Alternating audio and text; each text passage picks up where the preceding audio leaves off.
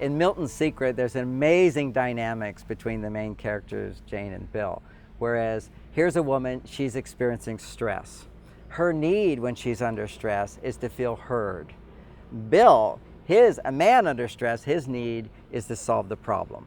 Solving the problem boosts his testosterone, so his mind is focused on, okay, I gotta make money, everything's about making money, and he's on the phone all the time, which is, he's totally unconscious of how this is affecting his son, how it's affecting his wife. They're needing his attention, they're needing his presence, and it's just not there, which is what happens to men under stress. And him learning through the story how to connect with the pain of others, how to hear, how to respond, what to do. You get to see his transformation as he's able to be present for his son, which is really the major motivator here. We all love our children. Even when we're mad at our spouses, we love our children. So by giving to the child that attention, he realizes what his wife needs as well. She, on the other hand, she's going through her stress. And when women go into this stress mode, nothing is good enough for them.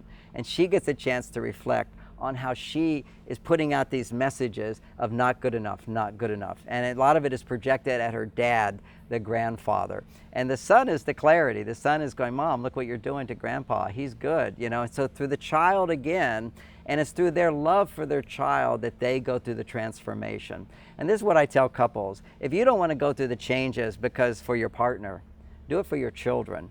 Because that's what our heartstrings are most on, and that's where the transformation in this movie occurs. You see how when a woman's going through her stress, a man's going through his stress, the effect it has on the child. And there's many subtleties that most people are just not aware of how when the mother is unhappy, the child will feel responsible to be the man to solve her problems. And she has the wisdom to realize when the young boy, I don't want to just tell the whole story here, but he starts feeling like he has to make the money, he has to support the family to bring about family peace. Because what happens to children when mom and dad are not happy with each other, one is they're concerned they're going to get a divorce, the family's going to break up, so that was one of his concerns.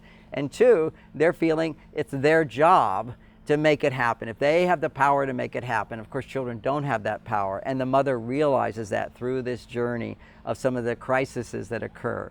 So this is really, really clear messages for parents to recognize that when you're not happy, your children end up feeling they're responsible for your problems, and that's a damper on their self-esteem. It creates a frustration in them, feels an insecurity, which can create anxiety for a lifetime, and they're able to resolve that. And sometimes people ask me, why is it a child feels so responsible for all problems around them? And the reason for that is when a child comes into this world, their only experience is everybody's happy because they're there. We're also happy with the new child. So the child's first message is, I make people happy. I have the power to make them happy. So when they're not happy, when the parents are not getting along, the child feels like it must be me, it must be me.